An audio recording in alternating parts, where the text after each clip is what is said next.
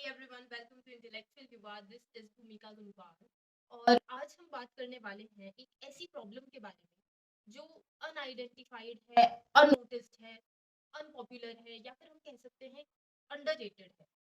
लेकिन ये प्रॉब्लम हम स्टूडेंट्स की लाइफ में बहुत इंपॉर्टेंट रोल प्ले करती है। हम बहुत बार ये सुनते हैं कि किसी स्टूडेंट ने कोई पर्टिकुलर एग्जाम फर्स्ट अटेम्प्ट में निकाल लिया या बहुत कम टाइम में निकाल लिया और हमारा 2 बार भी नहीं हो रहा, 3 बार में नहीं हो रहा, 4 बार में नहीं हो रहा। हमें लगने लगता है कि कभी हम में है, हम उसके लायक नहीं है, हम हमारा उतना कैलिबर नहीं है। तो ये जानना सबसे ज़्यादा ज़रूरी होता है कि उस इंसान ने उस एक पर्टिकुलर चीज़ को कितना टाइम दिया है। जी हाँ, तो आज हम बात करने वाले हैं टाइम मैनेजमेंट के बारे में। मेरे बहुत सारे जूनियर्स हैं, बहुत फ्रेंड्स हैं जिनको ये सेम प्रॉब्लम होती है, जो ये सेम प्रॉब्लम फेस कर रहे हैं, टाइम मैनेजमेंट। तो हम लोग क्या करते हैं कि हम एग्जाम फील्ड के अंदर एंटर तो हो जाते हैं, लेकिन हम तैयार नहीं होते। और ये एक ऐसा फील्ड है ना कि आप एक बार इसके अंदर घुस गए, उसके बाद 3 महीने बाद एक एग्जाम है, 6 महीने बाद फिर एक एग्जाम है, फिर 4 महीने बाद फिर एक एग्जाम है। आपने प्रॉपर तैयारी कब की? एक बार भी नहीं। उसके बाद फिर बहुत सारे और फैक्टर्स ऐड हो जाते हैं, जैसे कि हम कंसिस्टेंट नहीं रह पा रहे या मतलब कोई इशू हो गया, फैमिली इशू हो गया, आपका टाइम हमेशा कम पड़ जाता है। उस प्रॉब्लम का सॉल्यूशन आज हम इस वीडियो के अंदर डिस्कस करने की कोशिश करेंगे। तो सबसे पहला एक्यूरेट और क्रिस्प सॉल्यूशन है कि एग्जाम फील्ड में एंटर करने से पहले अच्छे से तैयारी करो। अगर आप ग्रेजुएट नहीं हो, आपने 12th पास की है, आपका गोल है सिविल सर्विसेज का या कोई भी गवर्नमेंट एग्जाम का, तो आपको आपकी स्टडीज के बाद देना है या एक्वायर करना है, जो भी है, तो आपको वो जो 3 साल आपको मिल रहे हैं आपके बैचलर्स के, उनको आपको बहुत अच्छे से यूटिलाइज करना है। कैसे?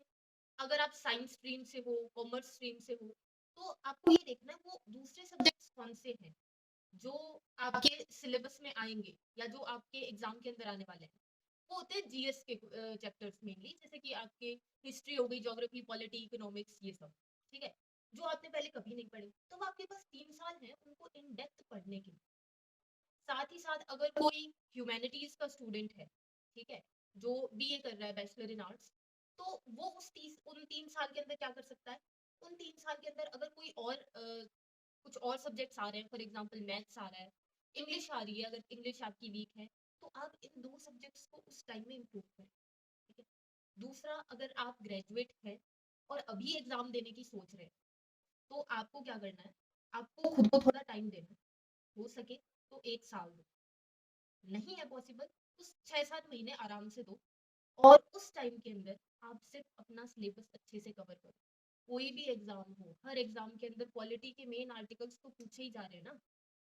एक बार लक्ष्मीकांत अच्छे से डेप्थ में पढ़ लो, अपने क्रिस्प एकदम to the point accurate notes बना लो। उसके बाद पॉलिटी की तरफ आपको देखने की जरूरत नहीं है। ज्योग्राफी एक ऐसा सब्जेक्ट है जिसको अगर आपने समझ लिया, उसमें याद करने के लिए बहुत चीजें नहीं रह जाती, याद करने का मटेरियल बहुत कम हो जाता है अगर आपने फिजिकल ज्योग्राफी, वर्ल्ड ज्योग्राफी बहुत अच्छे से अगर पढ़ी है तो। ठीक है। और इंडियन ज्योग्राफी तो बहुत ज्यादा आप रिलेट करके पढ़ सकते हो, थोड़ा रिवर सिस्टम वगैरह आपको थोड़ा बार बार देखना पड़ेगा। बट स्टिल अगर आप बिना कुछ किए डायरेक्ट एग्जाम्स में घुस रहे हो, तो वो तो देख लो कि वही चीज है कि आप बिना प्रिपरेशन के एग्जाम देने जा रहे हो। आपको कितना टाइम मिल जाएगा? 3 महीने, 4 महीने, 6 महीने। आपका गोल ये कभी रह ही नहीं पाएगा कि मैं ठीक से इन सब्जेक्ट्स को पढूं। आपका गोल ये रहेगा कि 4 महीने बाद एग्जाम है, चलो जैसे तैसे करके सिलेबस कंप्लीट कर लेते हैं। और ऐसे आप कभी भी सक्सेसफुल नहीं हो पाओगे। ठीक है। आप एग्जाम देते रहोगे, आपने एक बार भी पूरा सिलेबस ठीक से नहीं पढ़ा है और रिजल्ट निराशाजनक है। ठीक है। तो इस तरीके से फिर अब आपको क्या करना है? इन सब्जेक्ट्स को क्रिस्पली पढ़ना है। हिस्ट्री मेरी भी बहुत वीक रही है। ठीक है। तो हिस्ट्री के लिए आपको 6th क्लास से शुरू करना है। 6th क्लास की और 11th क्लास की एनसीईआरटी पढ़ोगे, एंशियंट कवर हो जाएगी आपकी। आप ये करोगे 7th क्लास की एनसीईआरटी और 12th का फर्स्ट पार्ट। ठीक है। तो इसके अंदर आपका मिडिवियल कवर हो जाएगा, 8th क्लास की एनसीईआरटी और 12th का सेकंड पार्ट, तो आपकी मॉडर्न हिस्ट्री कवर हो जाएगी। ठीक है। इतना काम आपको करना है। इकोनॉमिक्स के क्वेश्चंस बहुत कम आते हैं, अच्छे से पढ़ के जाना चाहते हो, रमेश सिंह की बुक पढ़ लो। और वैसे एक बहुत छोटा टॉपिक है ये, अगर आप स्मार्ट वर्क में बिलीव करते हो तो इस टॉपिक को आप स्किप कर सकते हो। ठीक है, अगर आप कॉमर्स बैकग्राउंड से नहीं हो तो, मेरी तरह आपको भी इकोनॉमिक्स में दिक्कत है तो। ठीक है। अब ये तो बात आ गई कि आपने पूरा सिलेबस कवर कर लिया, लेकिन उसके बाद भी टाइम मैनेजमेंट कैसे करें? हमेशा एग्ज़ाम से 4 दिन पहले ऐसा लगता है कि काश ये एग्ज़ाम 4-5 दिन बाद होता, तो हम पता नहीं क्या ही करते। और ये आपको हमेशा लगेगा। इसका एक तरीका मैं आपको बताती हूँ। मैं पहले भी 1 या 2 वीडियोज़ के अंदर ये बात बता चुकी हूँ, बफर टाइम लेके चलो, ठीक है? आपको थोड़ा टाइम अपने हाथ में रखना पड़ेगा, एक्स्ट्रा टाइम। कुछ चीज़ें इनएविटेबल होती हैं, अनएक्सपेक्टेड होती हैं, उन सिचुएशंस में आप क्या करोगे? आपके पास 4-5 दिन हाथ में एक्स्ट्रा होने चाहिए। जो बच्चे सीजीएल की तैयारी कर रहे हैं या किसी भी एग्ज़ाम की तैयारी कर रहे हैं, क्योंकि अब मई-जून के अंदर बहुत सारे एग्ज़ाम्स हैं और ये सोच रहे हैं कि हम 1 अप्रैल से तैयारी शुरू करेंगे। भैया आज से शुरू कर दो, कल से शुरू कर दो, पर 1 अप्रैल से पहले शुरू कर दो, ठीक है? आप बीमार हो गए, कुछ ना कुछ हो जाएगा, ठीक है? तो उसके लिए अपने आप को पहले से तैयार रखो। फॉर एग्जाम्पल आपका एग्जाम आता है 10 जून को, आप सोच के जाओ कि मेरा एग्जाम 1 जून को है, 1 जून के हिसाब से अपनी पूरी तैयारी करो। लास्ट के 10 दिनों में आपको वो रियलाइज हो जाएगा कि कहाँ आप लैग कर रहे हो, कहाँ आपके काम में कमी आ रही है, ठीक है? वो 10 दिन उसके लिए बहुत इंपॉर्टेंट होते हैं, क्योंकि एग्जाम देने के बाद हमें ये फील होता है काश ये और पढ़ लिया होता, है ना? वो टाइम रहेगा, वो 10 दिन रहेंगे आपके पास खुद को कवर अप करने के, ठीक है? तो मैंने आपको क्या-क्या टिप्स बताई हैं कि बिना तैयारी के एग्ज़ाम्स के अंदर मत कूदो, क्योंकि अगर सिलेक्शन नहीं हुआ, डिमोरलाइज़ हो जाओगे और जितनी बार इंसान फेल होता है ना, पहली बार जितनी एनर्जी डालता है, दूसरी बार उतनी एनर्जी नहीं डाल पाता। वो मोराल अपने आप गिरता जाएगा।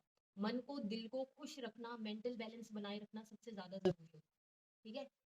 1 साल लो, 6 महीने लो, लेकिन सिलेबस कवर करो अच्छे से, ठीक है?